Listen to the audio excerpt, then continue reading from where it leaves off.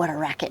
Son of a bitch, you know, like that was the wake up call in my career. It was like, can anybody really do anything good? Because I was like in environmental science. I thought I was going to be a park ranger. I thought I was going to like save the world, save the planet. And here I am like, they're twisting it, right? Like we're not even getting good accurate data here. What's up, guys? This is Wes, and this is Give Us It Podcast, where we take business conversations out of the office and put it out on the lake. We bring leaders, creators, and builders out on the boat, and yes, literally we talk about what drives them, what challenges them, and why they keep showing up every freaking day. Every episode you'll hear raw, real conversations that may make you think different, laugh, and also rethink the way you're showing up in your own life. So grab a seat, because this is Give Us It. Hey guys, this is Wes Israelson with Give Us It Podcast. We are out on the lake, and I've got a special friend that's been a friend for quite a few years anyway. And when I say a badass, I really mean it. She's really, really cool. So with that, before we give him your name, I want to start into growing up, age 5 to 18. Okay. What did that look like? And how many boys said, I don't want you on my team? What was that? Yeah, there were a lot of boys that didn't want me on their team. I played ice hockey. I started skating when I was like 4 or 5. I guess my mom says that she forgot to sign me up for soccer. And I was really, really mad. And we had friends that had a son that played hockey, and they were like, just let her borrow all his gear and do it for this year. And my mom was like, no, it's too rough. And they were like, not when they're little, it's fine. And I just loved it. And I learned to skate, and I begged my mom to take me to the hockey rink all the time. And I would just tell her that my feet were really happy when I was ice skating, and I just loved it. So the first year I started playing hockey, all the boys were like, oh, we got a girl on our team. And then the next year, it was like, all right, we got Sarah on our team. Woo! They were like really happy because I was pretty good. And I think that shaped a lot of things for me. It did. And you grew up in rural, but I mean, not so much rural now, Eagle, Idaho. I did. I grew up in Eagle, Idaho, which is just outside of Boise. And there was a chicken farm in Eagle, Idaho, and it smelled pretty bad a lot of times. It smelled like chicken poop a lot. And there's a gravel pit in Eagle, Idaho. You know, it wasn't a great place. And now Eagle, Idaho is like bougie, like expensive homes and stuff like that. So it's just funny to see how it transitioned over time. But yeah, it was a small neighborhood, and at the end of the street we had like a field, and sometimes when it wasn't plowed we would like ride our bikes and had the dirt ramps and stuff and go right down there and get lost on our bikes, you know, during the day, and come back when it got dark or when we got hungry, you know, so. And it's cool because, all of those experiences kept you pushing through, but that hockey, that stuck. And you love just showing those boys or young men who you were. Yeah, and when I was in the middle of it, it wasn't about showing other people anything. It was just where I loved it and had fun, right? But I think it's also something that when you're good at something, it's more fun, right? So I was pretty good all through high school, and then I went to a hockey camp in Sun Valley, Idaho, that the coach at the University of Maine, he was there running a hockey camp. And I was like, am I good enough to play college hockey? Like, I didn't know. There was no internet. So I didn't know. And he was like, yeah, you should go take your freshman year of high school over again, and you should move to the East Coast and go to a private school. And I'm like, not going to happen, right?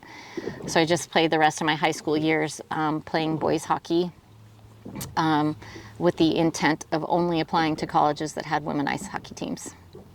And so that's what I did. And you were accepted, right? You did go to the U of Maine. Yep, I went. Right? I went to the University of Maine and played ice hockey there for 2 years. But I figured out, I knew I probably couldn't afford to go to the University of Maine and pay out-of-state tuition.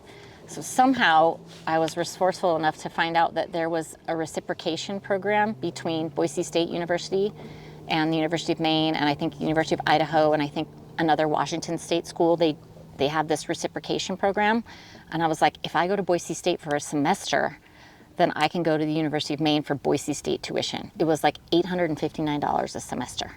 Oh, wow. And so I figured that out and applied and got into the program and ended up going to driving. My mom and I drove across country 2,200 miles and dropped me off in Maine, and I went to school. It's And pretty crazy. you have siblings, and do any of them play hockey? Yeah, actually, so I do have 2 older sisters, and my middle sister played hockey for a little while. We played together for some time. And then the awesome thing is that my niece plays hockey and my nephew plays a lot of hockey. So they still live in Boise, but I got to see a lot more of them because of the hockey. They would come down for hockey tournaments and they'd be there for the weekend, and I'd go watch him play. And now he's at the University of Idaho playing hockey, club hockey up there. So That's awesome. I'm gonna get up there and watch him. So it's been kind of a connector over the years. It's been really cool. Yeah, it's cool to see. And I know that from the University of Maine to UMass, there was a shift there. What was that shift? Yeah, I was at UMaine. I was pretty unhappy, so I moved to Massachusetts, and there was no women's ice hockey team in Massachusetts, and I was like, that's okay, I'll be okay. And within a matter of months, I was going crazy. Like I needed it in my life again. I needed to skate. I needed to be involved. And my boyfriend at the time, he was a referee, an ice hockey referee. And he and all of his referee friends were like, you should start officiating. And I was like, no, man, I hate conflict and I don't know the rules. I'm not doing that. And they're like, well, they pay you and it's free ice time. And I was like, I'm in. I'm in. So I came at a time, this was like maybe 95, 96. And I started officiating ice hockey. And in 1998, they put women's ice hockey in the Olympics.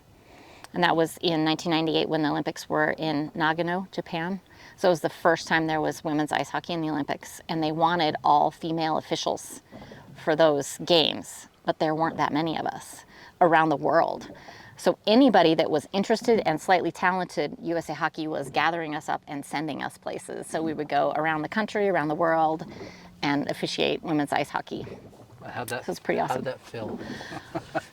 I spent my 25th birthday in South Korea, and I will never forget that because it was just like, what is going on? How is this possible? Like, it was so cool. But I was also so young, I was scared, right? I was scared a lot. I was anxious a lot.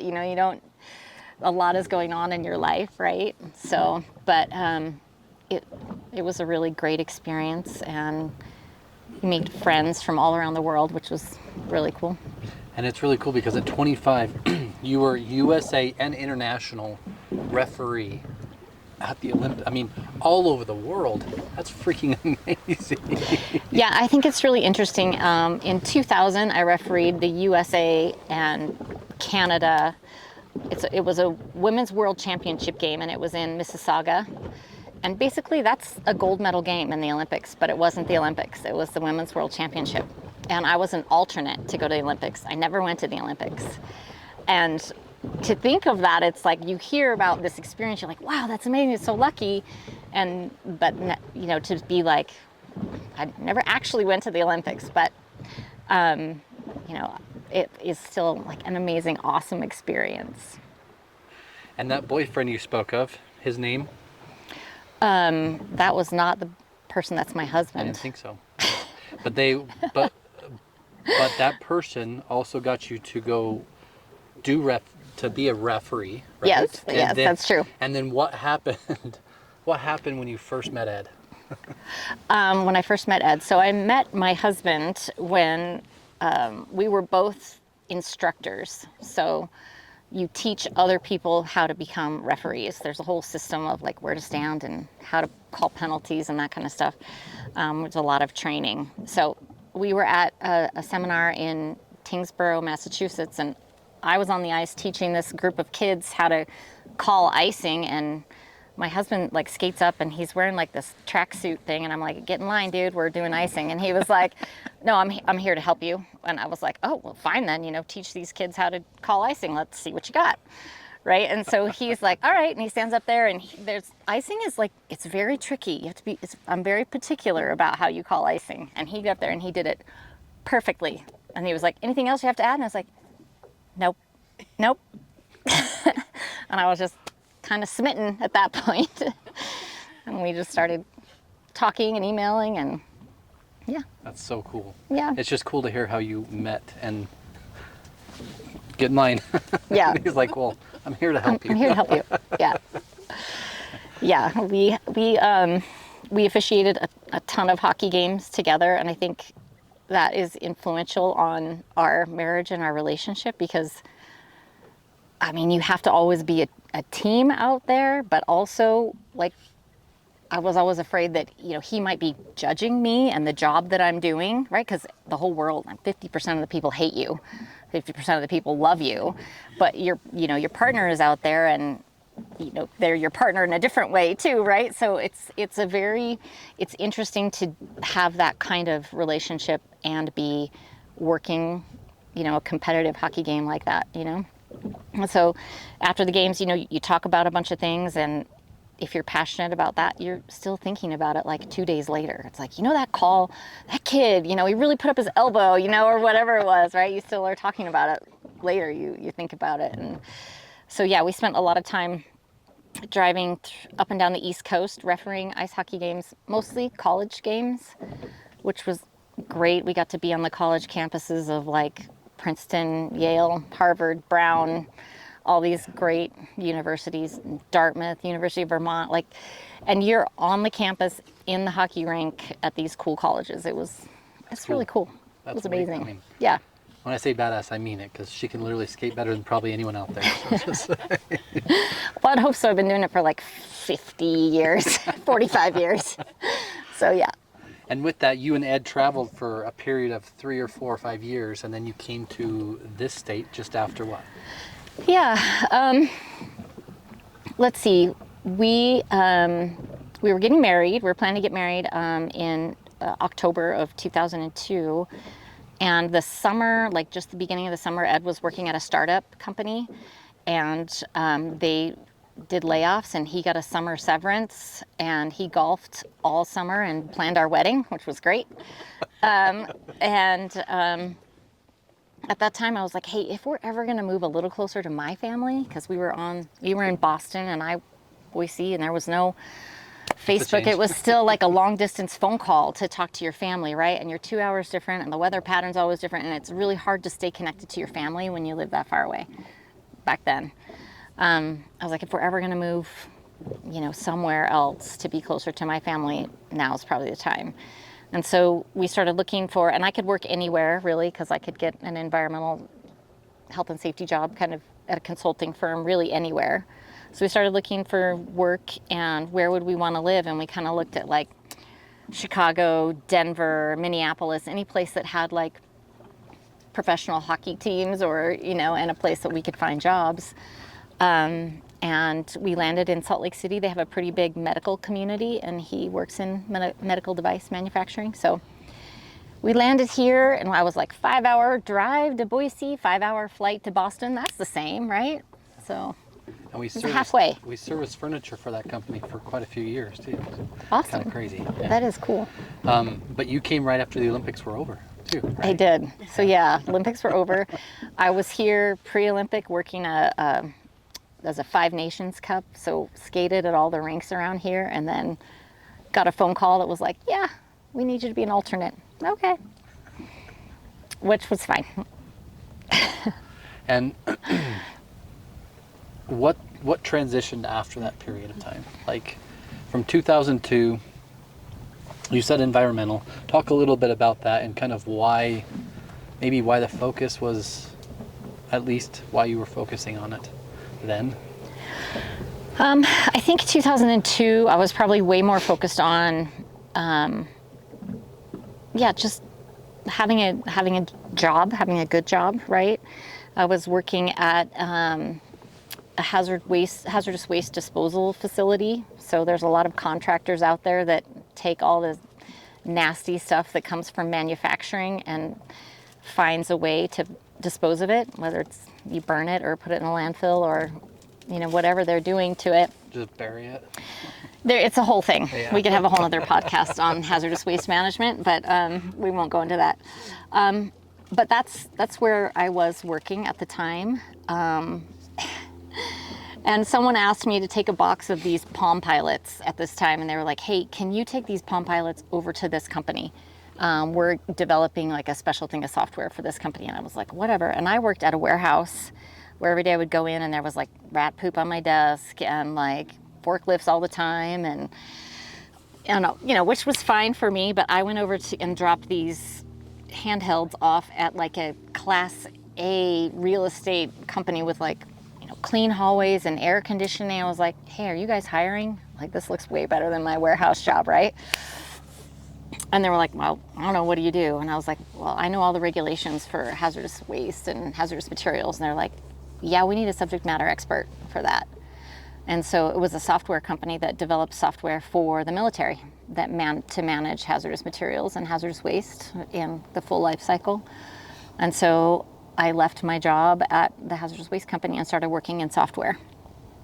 And so I spent 17 years working at that software company, just being that liaison between the customer and the regulations and the developers. So you kind of ask the customer what they want, look at the regulations, write a requirement, hand it to the developer codes it, gets it back to you, you test it, train the customer. So it was like that middle person business analyst. And I didn't know that was a skill or a desired skill of a job until I had already done it for like 10 or 15 years. And then I was like, wait, this is kind of unique. There's not a lot of people that can go back and forth and be technical and then, work with people.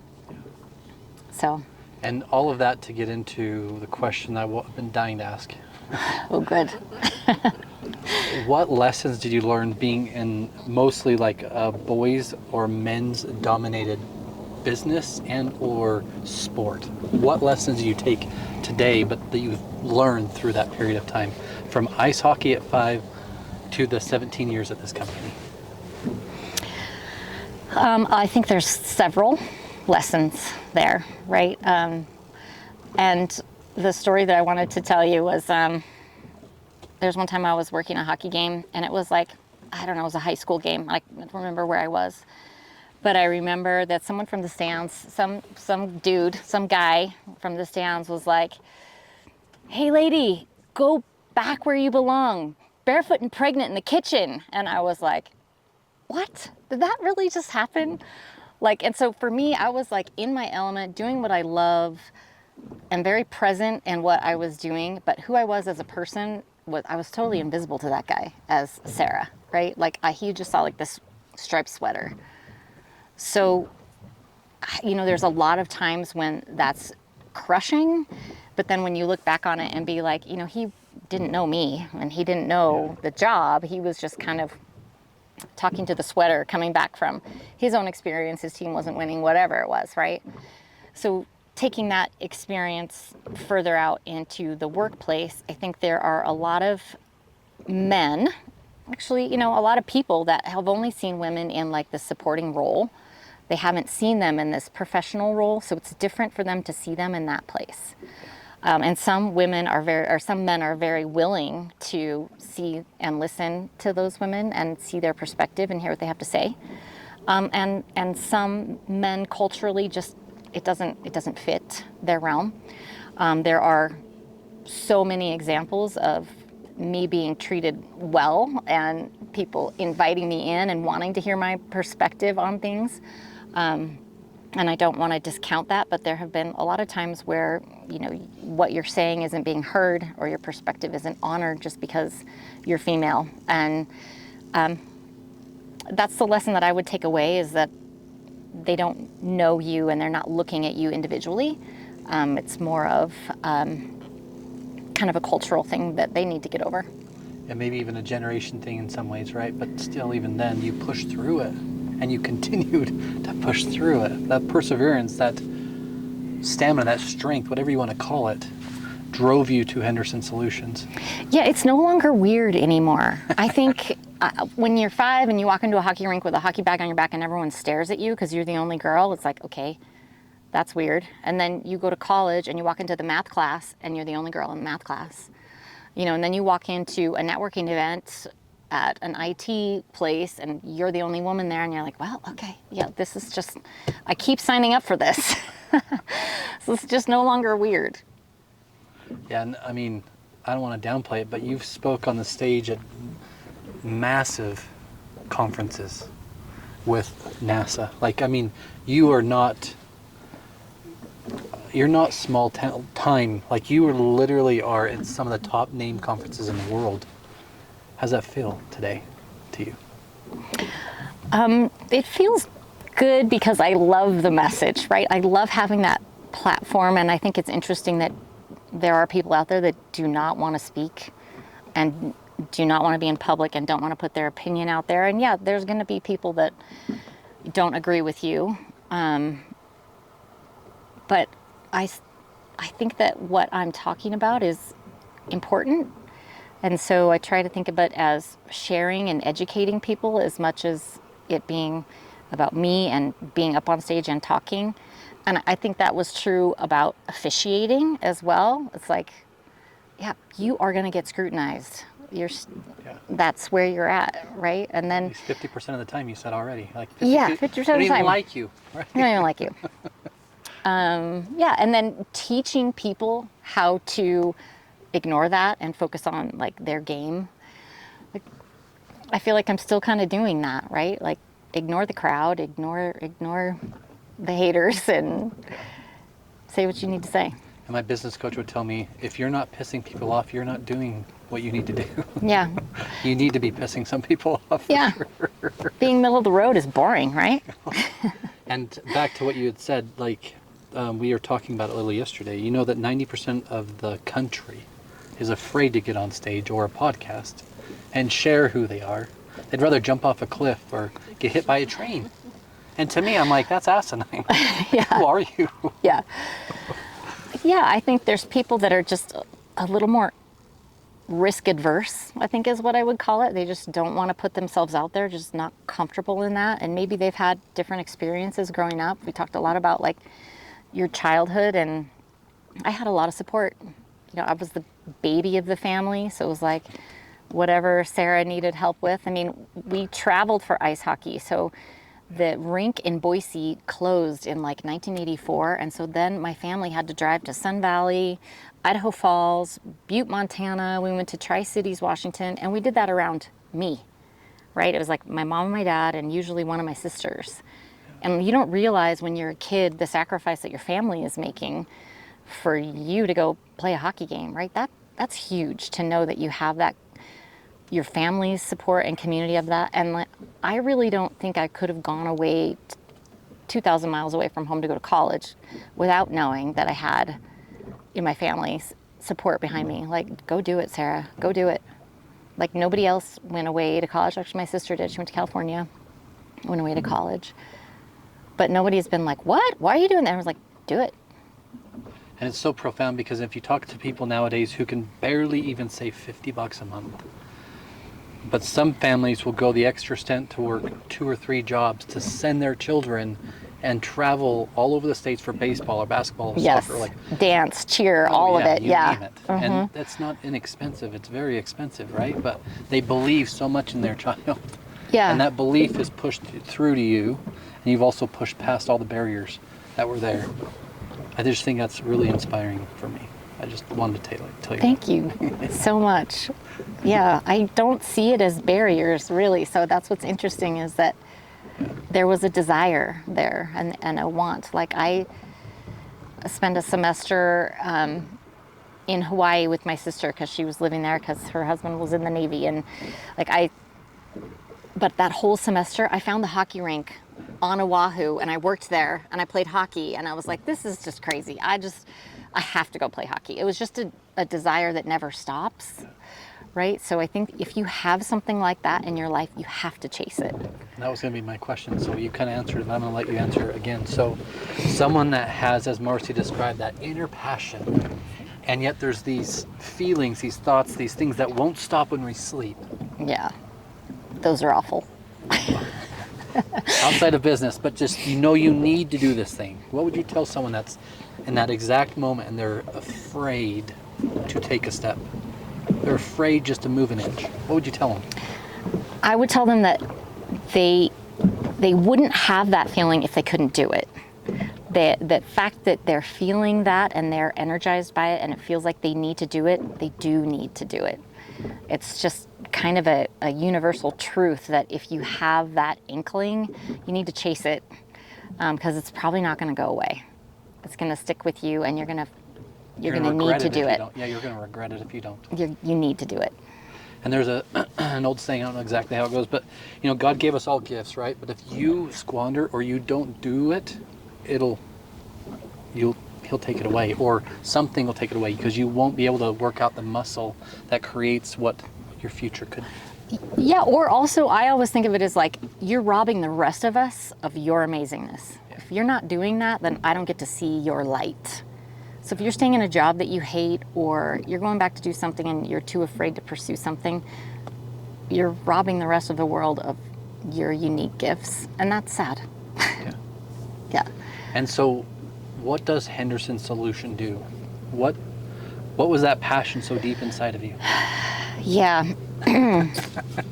So I'll go back to my first job out of college. I was a stack tester.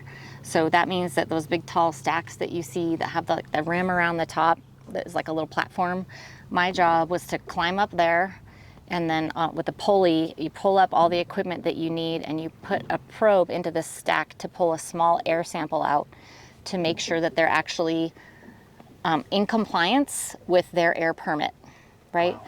And it's usually big companies, like we always tested power plants and like sugar factory, refineries, and that kind of stuff. It's a place that has a lot of energy. And they have like continuous emissions monitoring systems that they run for the company, and then you come as a third-party company to verify their system. And so I remember one day I was in Long Island, New York, and I was at the top of the stack, and they were like, hey, we're gonna be here all week, but Wednesday we're not testing for dioxins. And I was like, okay, why? Who cares? Like, dioxins are a long test, like whatever, we get special chemicals. We're not doing it on Wednesday. Fine, okay, not Wednesday. Wednesday morning comes, I'm up the top of the stack, drink my coffee, sun's coming up. All the recycling trucks are lined up outside to burn all the plastics that they had recycled. It was a waste to energy facility, which is totally legal, right? But when you burn plastics, you emit dioxins, and they would have been over on their dioxin permit that day. And I was like, wow, what a racket. Son of a bitch, like that was the wake up call in my career. It was like, can anybody really do anything good? Because I was like in environmental science. I thought I was going to be a park ranger. I thought I was going to like save the world, save the planet. And here I am like, they're twisting it, right? Like we're not even getting good accurate data here, right? And I was like, that was a kind of a low point in my career, right? But that was also... How high is one of those stacks?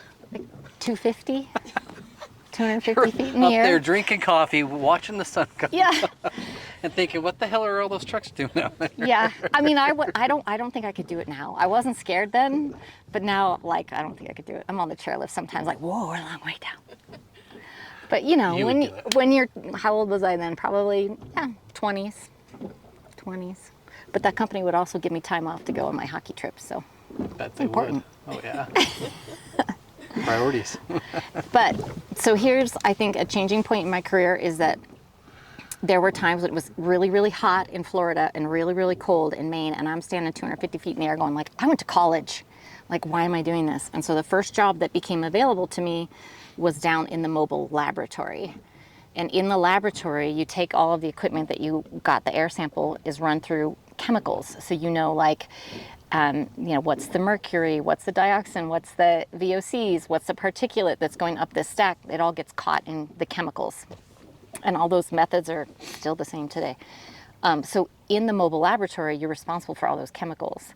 And so I had a great mentor that was like, okay, when you work with mercury, you gotta wear these gloves, because these gloves don't protect you from mercury. When you work with this VOC, make sure you have the hood going. And so I had a really good teacher that was teaching about the health and safety of using those chemicals. And then we take those samples and you have to ship them to the lab. It's like, well, how do you ship these? Well, you got to look at the DOT regulations. And so you figure out how to do that. And then it's like, hey, we have all these excess chemicals. How do we throw those away? Okay, well, let's read up the EPA regulations. So pretty soon I became this knowledgeable person on the regulations. And then when you go to look for a job, those are desired skills. And so it was a better paying job to stay in industry. So that's kind of how I got into the niche of environmental health and safety and chemical management. And it's crazy because you threw those words out like everyone should know exactly what they are. They don't? No, no, they do not. You said it just like the word sugar. Everyone knows what that is. Everybody knows what sugar is. Yeah. My mom was a chemistry teacher. She Makes sense. has a degree in microbiology from UC Berkeley in California. So I think that probably has a lot of influence that I didn't understand early on. And I know we had talked about it a little bit, but was your mom or dad ever? So my dad was, he built houses, and they would get construction loans and build houses. And so I think that's very entrepreneurial, but that was when I was little. So I remember being in those houses and, you know, playing while there was like construction going on and that kind of stuff. But they kind of sold those businesses when there was a market crash in the 80s, and he got a full-time job at Idaho Power. You know, my mom was back at school teaching. She's taught high school chemistry. So not really. And so when I think about that question, I am the only entrepreneur in my immediate family, but everybody's pursued like something different, something interesting. My one sister is a poli-science degree, and she's a paralegal, and she loves to read and contracting, and that all made sense growing up, right? She was the one that was the book nerd and in her room reading, and then my other sister was the middle sister and always took care of me because I was the baby. Even through high school, even through high school was like, did you get your lunch money? You know, like totally taking care of me. And then she spent 20 years being a kindergarten teacher and an administrator in the school district. So it all just kind of makes sense, but not a lot of entrepreneurial.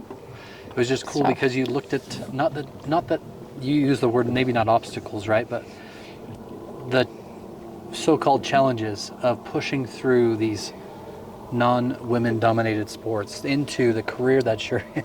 Yeah. And now starting your own business, like you're meant for this. You literally are meant for this. I hope that's true. You are. I love it. I think Marcy said, like, I don't know what else I would do. Like I like being my own boss, right? But you do realize owning a business that you're not in control. You're not the boss. Your customers, your clients, the people that are running the contracts are the boss. You know, the finances might be the boss. So there's other drivers. But yeah, I feel like it's a place where you can really express yourself as an entrepreneur, because in corporate America, I feel like I had a lot of good ideas that were like, oh, that's cute. A cute idea. You know, and table that thing down here. Yeah, and you know, and I couldn't stay there anymore. I had to get my ideas out. Yeah. And I think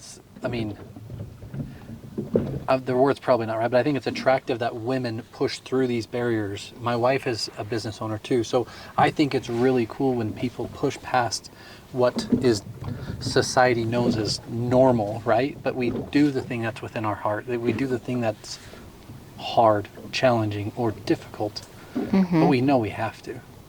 Like, there's no turning back. There is no turning back. And would we? No. No, we wouldn't. I mean, there's days you want to. Yeah, but we just had a 3-day weekend, right? Like, how much of that did you work? I did 0. Well, Okay. I lied. Yeah, I lied. exactly. You'd lie.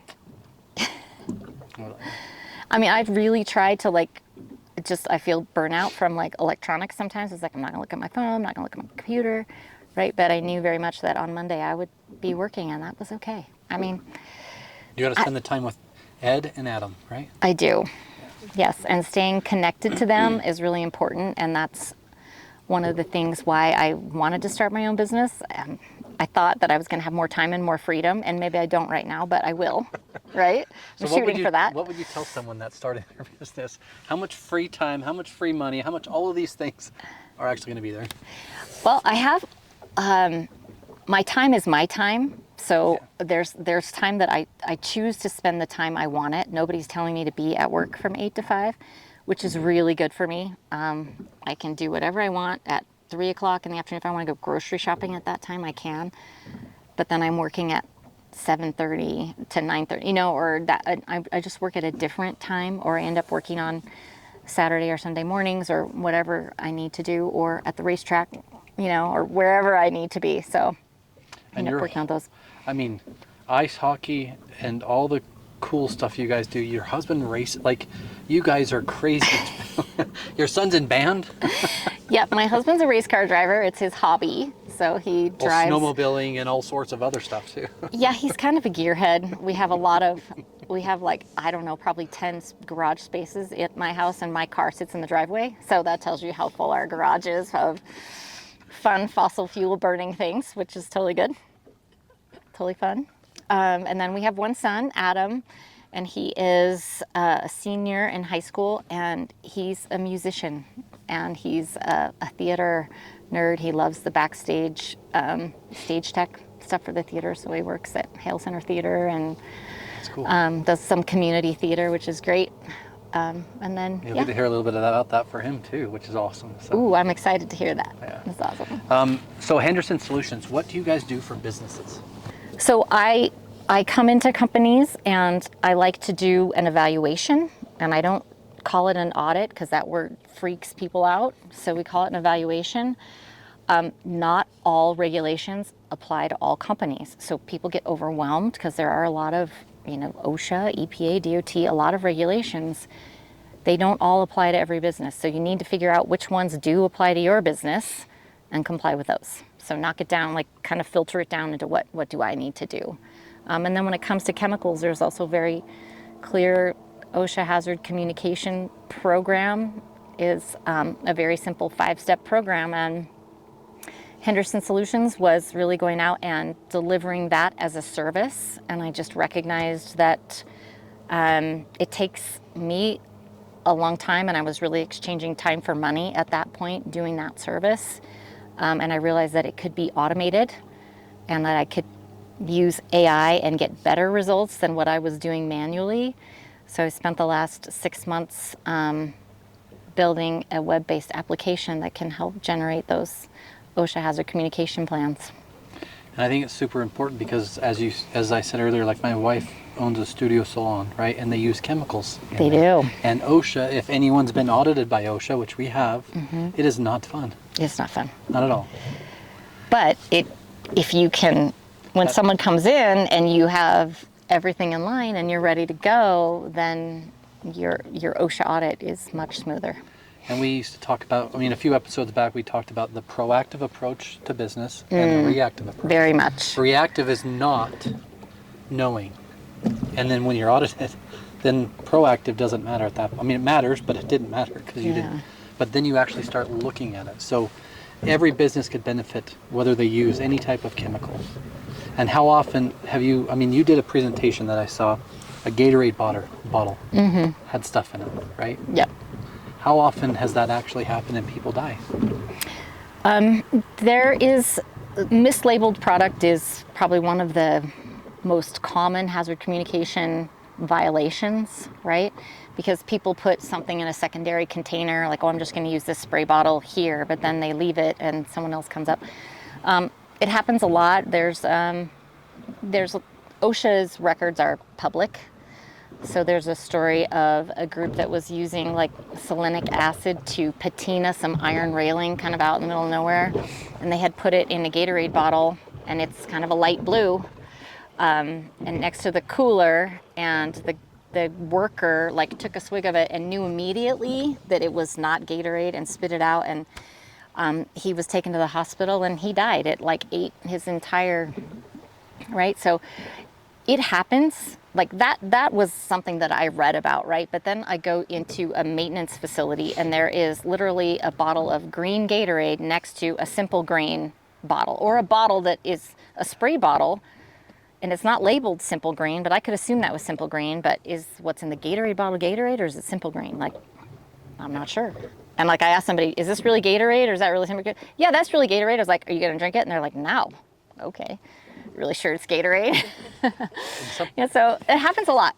And something I just wanted to point out is, how many times, if you were to ask that business owner or that maintenance supervisor or whoever, would you let your children play with this stuff? Hell no. No. Why will you let your employees without teaching them how to use it? Yeah. Right? Do you remember the Mr. Yuck stickers? I don't know if anybody, probably people listening to your podcast do, but Mr. Yuck stickers were the little green stickers that they used to put on products that were underneath your sink.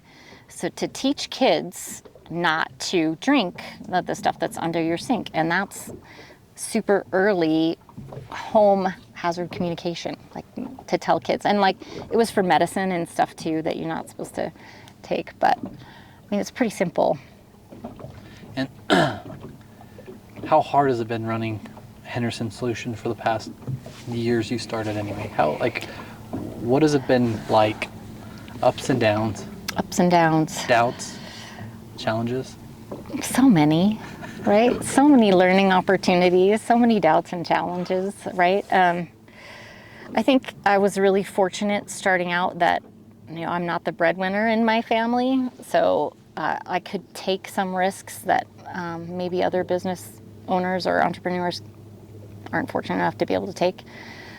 So I first started the company, I thought I was just going to write a blog and tell people about how to save the planet. My husband was like, "That's really cute, honey. How are you going to make money?" Right? So That's cute. and we did that Great for a job, little Ed. while, and I kept my job, and I wrote this blog. And he was right, man. There's no money in like writing a blog.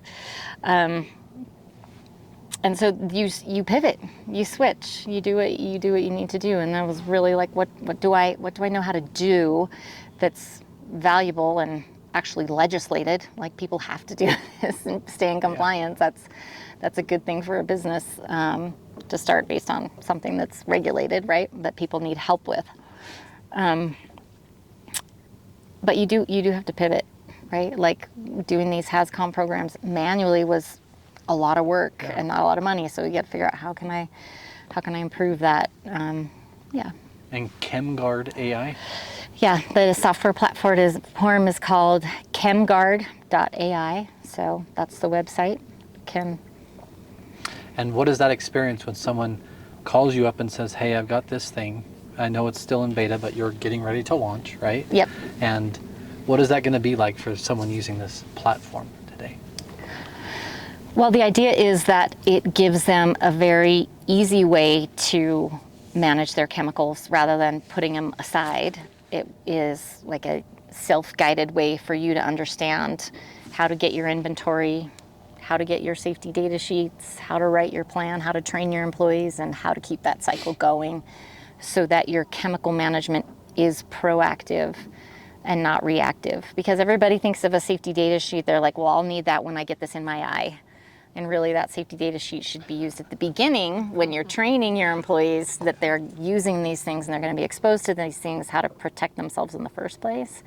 So shifting that mindset from a reactive thing to a proactive thing I really hope that the software platform will start doing that. There are other software platforms out there, but they're big and they're heavy and they're designed for bigger companies. And there's really nothing out there that's simplified this. So I'm really hoping to reach a lot of businesses, small and you think like small and medium-sized businesses, but when you look at it, like the U.S. steel manufacturing plant that just blew up, and then we had the petroleum plant in Louisiana that was on fire, and it's like big businesses, Walmart's had millions of dollars of fines, DuPont has problems, like we need to figure it out. And do the basics. I think it's important for people to understand if you own a small business, there is no book. there is no manual that teaches you how to run this. So half the time you're reactive to business, but you're also trying to be proactive, and this is not even a thought. Yeah. It's not even a thought. I think it is to some facility managers. So that's a question I get a lot is like, how do people know they need you? Right? And it's either education, like I've educated them, or they've had an incident, or a disgruntled employee has left and called OSHA and said, hey, they're doing it wrong. That happens more often now than anything. Or you have a facility manager that's had some experience and they're like, this isn't right, but I don't know what is right. I don't know what to do. And so my current clients will say like, I didn't really think I needed you, but now I sleep better at night. And there's places that I go. I used to do my my walk around, my inspection, and I'd be there for like 2.5 hours. And now I go there and I'm done in like 30 minutes because they know. Now they know things are in order. I don't have to tell them anything anymore. And I feel good. They feel good. I mean, it's like knowing your numbers in business. If you know your numbers, you know you're improving or not. But there is no doubt. If you know that this is taken care of, you will sleep better at night. Yeah. And also your employees can also, you know they can do their job the way you need it done. And the worst thing is an employee gets in an accident. Yeah. I mean, if you really care about your team and your customers, and one of your employees, I mean, it breaks your heart. At least it does mine. Yeah, and I hear a lot like, hey, we've been doing it like this for 30 years. Yeah. I'm not really sure we need this. Why should we change? And there's lots of reasons to change, but mostly technology. It's digital now. Everybody has everything on their phone. Why shouldn't health and safety emerge and evolve in that way as well? And the workers have demands to be taken care of, right? It's hard to find good people these days, and you want to care for them at their job. And yeah, the chances of having an OSHA inspection are pretty low unless someone turns you in. Chance of you having an incident are probably when, not if. Yeah. So, and when you do have that, it's not going to be cheap. You just do the poor man's ROI on the whiteboard, right? You can find out it's not cheap to have a chemical incident. And even worst off for a company is say it does happen, because it's not will it happen, it's when it happens, right? Mm-hmm. When it does happen and that employee does get hurt, does your other team follow, and do they feel safe working for you, or will they leave? Yeah, that's a good question. I like to ask who made that phone call to tell, hey, your husband's at the hospital. Yeah. He got something in his eye today. Or, hey, meet us at the hospital. There was a fire. Whatever it is. But, do you want to be the one that makes that call? No, you don't. You'll be blamed for, regardless if you taught them or not, you're probably going to be blamed forever. Yeah, it doesn't feel very good. Yeah. So as long as you're going to take care of your business and you take care of your team, your employees, your customers, this is just one step towards that process. Yeah. Right? A business owner that just started out and say they have solvents and they have paint and they have urethane, they have all these things because sometimes that's what they do. Yeah. That's their business. That's they're their all job. together and they're not in a yellow cabinet. They're not in one of those safety cabinets either. Yeah. Is that a red flag? Yeah. Well, has the fire marshal been to your shop? Because if they have, then then you already know this, and that's the beauty of knowing your chemical inventories at a baseline, is that you're setting the foundation for so many good things, right? Now you know what regulations you need to be in comply with. Now you're not overbuying and then over disposing because it costs more to get rid of hazardous materials than it does to even buy them. Yeah. Right? Sometimes there's fire suppression systems and things that you're required to have, but you don't need that much material, but that's what you're storing. If you just look at it from a business perspective, you can save a lot of money by knowing what you need, who's going to use it, what process is it for, where are they going to use it, and then you can keep it kind of local so that your hazardous materials aren't a risk all over. That's what that original walkthrough evaluation is about. It's and I've been asked the question, hey, you're not going to turn me in, are you? And no, I'm here to help you. Right? And I've walked into businesses and said, I'm here to help you. And they're like, well, no one's ever come in to help us before. Why would you be here to help us? I was like, well, I'm here to help you. Yeah. So. And you're a business that needs to make money, right? So you do need to charge, and that's okay. But it's also, if they're not compliant and something does happen, you're there to help prevent that from happening. Right. And that's where it's important to anyone watching today that has this. Anyone that has any sort of chemicals, whether they're in your house or not, if you wouldn't let your children touch that cabinet, teach your employees. Yeah. I always think it's funny that, we put the chemicals under the sink, but we put the cookies up really high. So our kids can't get them, right? So it's maybe we put the cookies down low and the chemicals up a little bit higher. And that's a great analogy. It really is, right? Because if you think about it, I've got stuff underneath my kitchen counter, underneath the sink right now, that's probably not safe. But my girls, I think, know what not to do. Yeah, right. Yeah, put it in the bathroom above your washer and dryer. There's that little cabinet. Just put it up there. Yeah. So how do people get a hold of you today?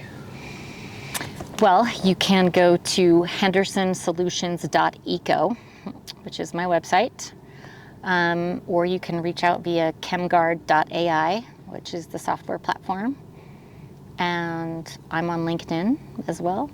It's always good. Or via email, sarah@hendersonsolutions.eco. What would success look like to you with this platform and with your business?